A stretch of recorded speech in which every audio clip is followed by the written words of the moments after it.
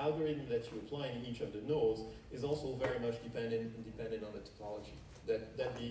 What I mean by this is that if this node here dies, there's never going to be enough information at the sink to reconstruct the data, simply because you haven't sent the base information to be able to decode this. Okay, so there's a strong dependency between the nodes that you're creating for this, and of course you still have the same issue of delay, because when you want to transmit these packets, even though they're smaller packets, you still need to go through the normal transmission routing and queuing at different nodes, so the delay is about the same in a case like that. So the advantage is not in terms of delay, the advantage is in terms of the fact that you actually take into account the correlation. Another possibility is what's called network coding. That's a reasonably recent way of transmitting data in a network. This is a case where the algorithm is very different, and every node is a smart node in the sense that instead of just retransmitting what it receives, it's going to receive different information from other nodes, and it's going to mix the information that it has with the information it receives, and it's going to send out that mixture of information. So let me give you an example here. If you're looking at this particular node, it will receive information from this node in yellow here, from this node in green. What it will do is take its own information, the information it gets from the yellow and the green one, mix them up into a new packet. So it does a linear combination of these three packets at the binary level. So it takes the binary representations, mix them up, and then creates a new packet. And that's that packet that's going to be transmitted, not the original packet. So it's going to look something like this. The two packets arrive mixed up, that creates a new packet with that strange mix of colors, same thing here, and this is what gets transmitted to the sink. So the advantage of that is that you're actually doing some aggregation of data at the level of the nodes. That doesn't save you from transmitting packets. You still need a lot of packets to be transmitted, but because of the fact that you're mixing up information from different nodes, all of a sudden this becomes flexible in terms of topology changes. If some of the nodes disappear all of a sudden, the information is somewhere in the network because it's all being mixed up together. And so if you manage to have, if you use that method, you manage to have a much more resilient network. In terms of delay, you don't gain anything, because at the end of the day, what this looks like is that you need to receive a series of packets that are these mixed packets, so these colorful packets that were mixed somewhere within the network by the nodes.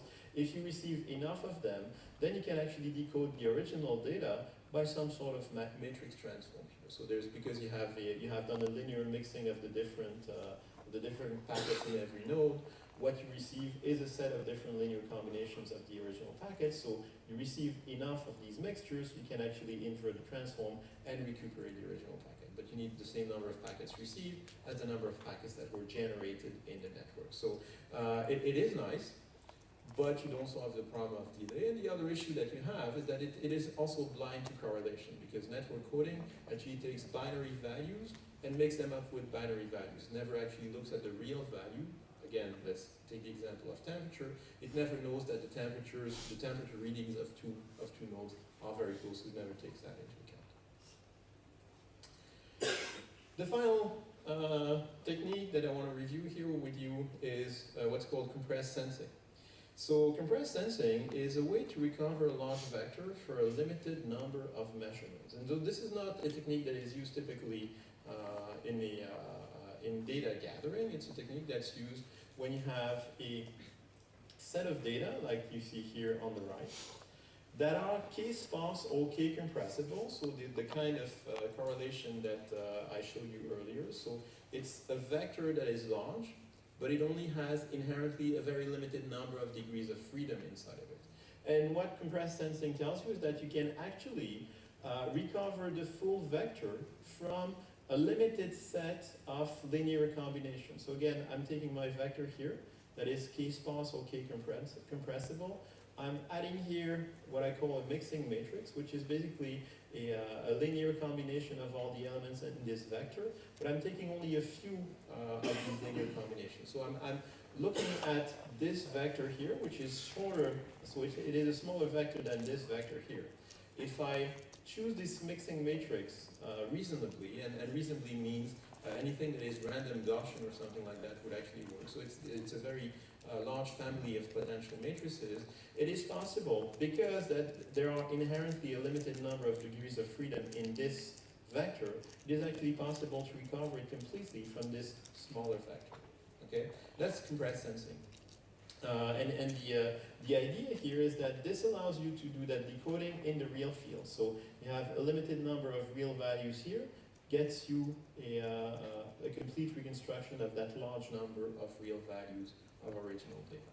And so the reason why I'm showing you this is that if I can actually manage to combine network coding with compressed sensing, I will get actually what I'm looking for.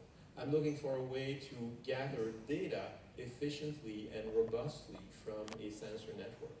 This is a robust way of gathering data, network coding, because it is very, it is flexible to topology changes. So if some of my nodes die, I'm still fine. Having a technique like this one, where I could actually recuperate a full set of data from a limited set of data, might be what I'm looking for in terms of getting fast data gathering. So if I could actually do network coding, in which I would have, instead of having to wait for all of the network coding packets to come in, I could do a decoding from a limited set of these packets, then I have what I'm looking for. I have a robust way of gathering data that is flexible, to topology changes. If some of my sensor networks nodes die, I can still decode what I want to decode. And on top of that, I can decode with only a few packets. So with the first few packets arriving at the sink, I can already get a sense of what the full data set looks like. And that's really the idea of this research project, is to try and achieve something that looks like that. We do some sort of mixing of data within the network. So each of the nodes of my wireless sensor network will take incoming data, mix it up with its own data, and then forward that packet onwards.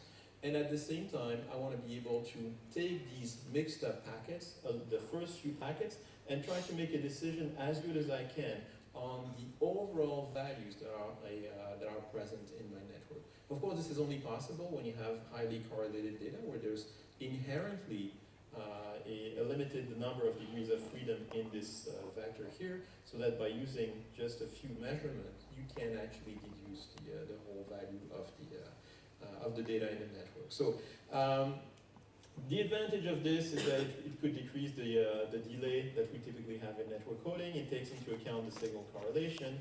And there's actually serious issues that were years of research in here, is in what field do we work, and the decision that we can work in the real, the field of real values, and how do we ensure that this actually works, that you can actually decode this whole vector from a limited set of vectors. How do you do the mixing in the different nodes so that it actually happens, and how do you decode all this? Let me give you a sense of what this architecture looks like by zooming in on a node. So that blue circle here is one of my nodes in my sensor network. I'm zooming in on what's actually happening in the proposed quantized network coding architecture. You have 3 packets coming in from different neighbors, these 3 colors here. You have a local packet, that is the measurement that the node is making of the temperature locally. And at the output here, you have the mixture of these 4 packets that is going to go out. And the way we do this mixture is that we actually decode the value of these 4 packets. So again, taking my example of temperature, you have 4 different temperature values, real values, and you do a linear combination with some specific coefficients that I call alpha and beta in this case.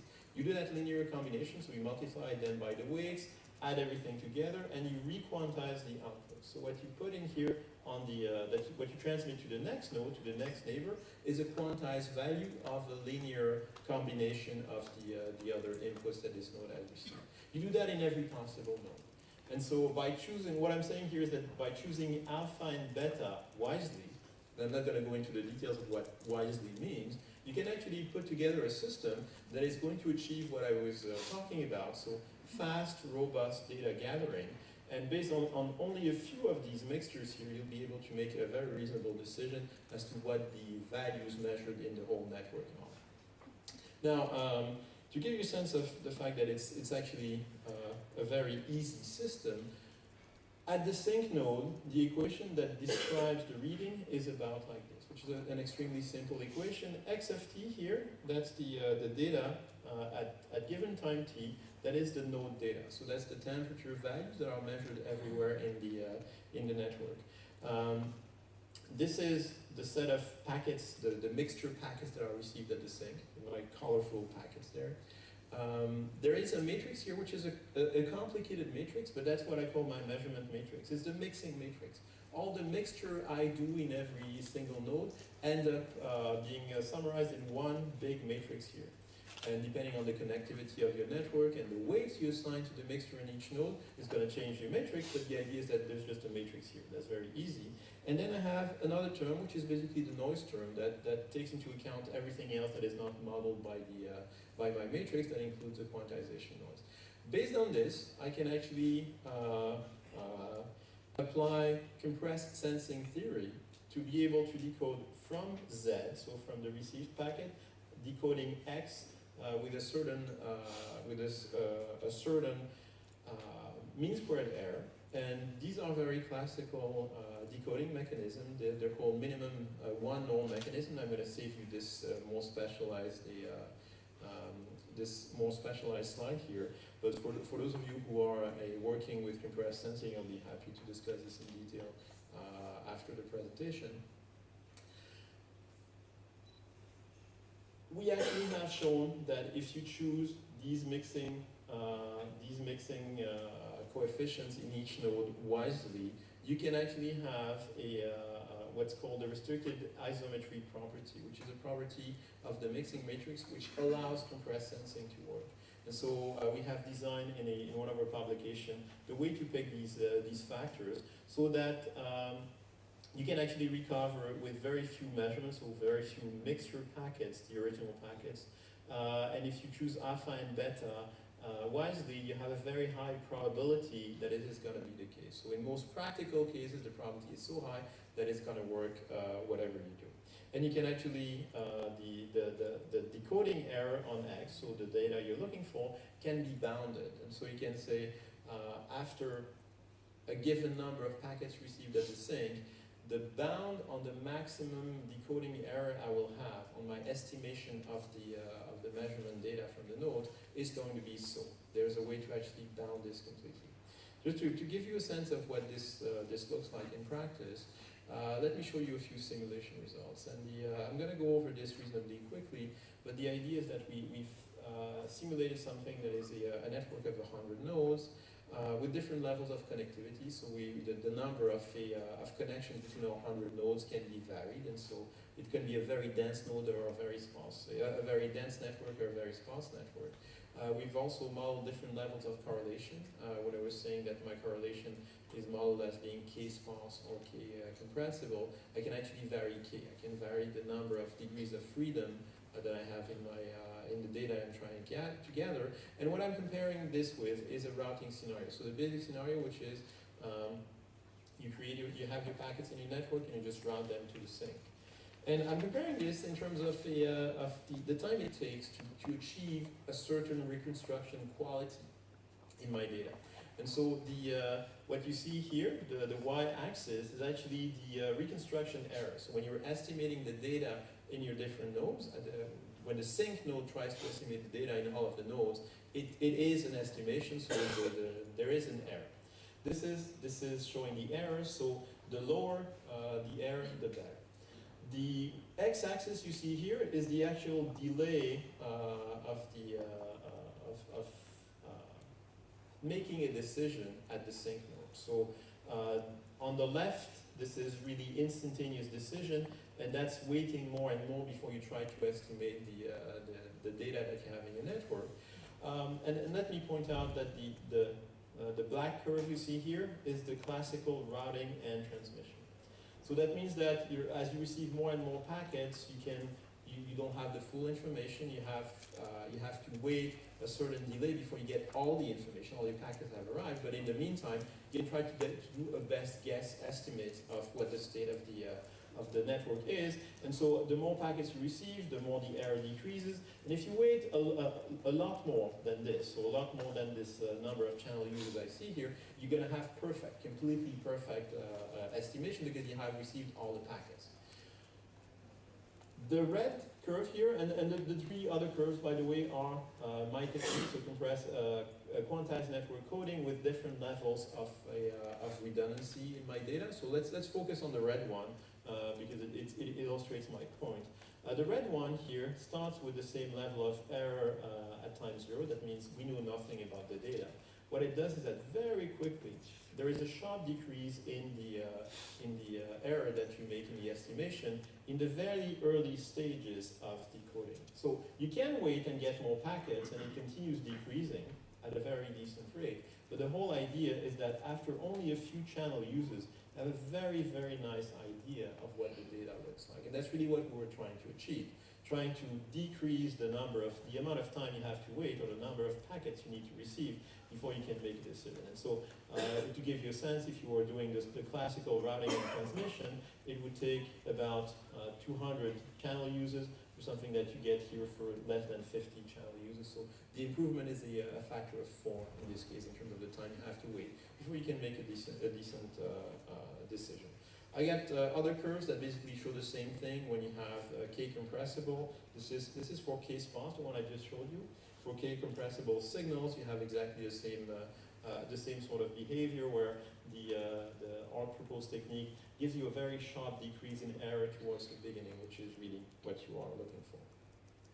Now, this is all nice and interesting in theory, so what about doing that in practice? What we've done is that we basically done a standard compliant version of this. And so we've seen how we could actually use all this nice theory and just fit into an existing standard. And the typical standard you would use for a wireless sensor network is 802.15.4. And we basically use the phi and MAC layers of 15.4. And we looked at the packets that you have in this standard. So there's the way the frames are organized in this standard is that there's a contention access period and a contention free period where here the different nodes fight for access to the channel, and in this portion of the frame you can actually reserve some of the slots for a given for some nodes. What we've done is we found that the best implementation is to actually use this contention-free period for implementing our algorithm of transmitting and mixing. And if you do that, the advantage is that you can actually get the data from where it is to where you want it to go much faster than if you're using the classical contention access period. The other thing that we needed to take into account, of course, is the possible channel losses. So the possibility of losing data in between nodes because it's a wireless sensor network. So it happens, you lose data from time to time and you have data that is corrupted. We've actually modified this simple equation we had before, and we've added this model of that noise in the noise term we had, and everything continues working. In order to be able to model the fact that we have several links incoming to a node, we need to be able to multiplex in one way, and so what we did, we basically used different frequencies available in the 802.15.4 to mimic that, and so we just had a graph coloring problem in terms of assigning the different frequencies to the different nodes and the different links, but that's also completely feasible. So after doing all this, which is the practical version, these are the kind of results we get, and I realize that this is a bit misleading because I changed my metric of performance on this one, so it's not the error here, it's actually the signal-to-noise ratio. So higher is better in this curve. And this is the delay in milliseconds, so we're looking here at real-world values because we have frames of a given size for that particular standard. So in practice, just to summarize, this is the quantized network coding system. So this is our system here.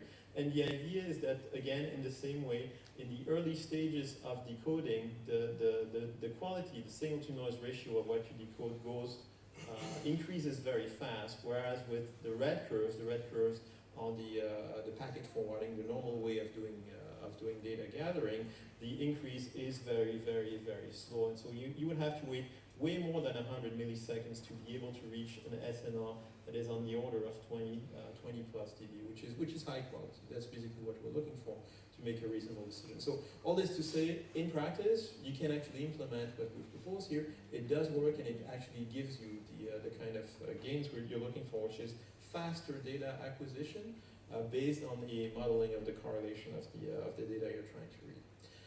There's a price to be paid, of course, and the price to be paid is here, is the transmit energy. And so because you have a much more intense period of trying to send as much as you can, as fast as you can, of course you pay a higher price in terms of the energy consumed in your sensor network, and this is shown here. The red curve is the classical way of doing data gathering, so it's slowly spending more and more energy. Our way of doing this actually spends a lot more energy towards the beginning because it's sending it as much as it can, as fast as it can. And so the price to be paid is that there is more of an expense of energy towards the beginning of the data gathering. That being said, you can actually stop it earlier. So if you want a good reconstruction for a classical technique, you would have to wait more.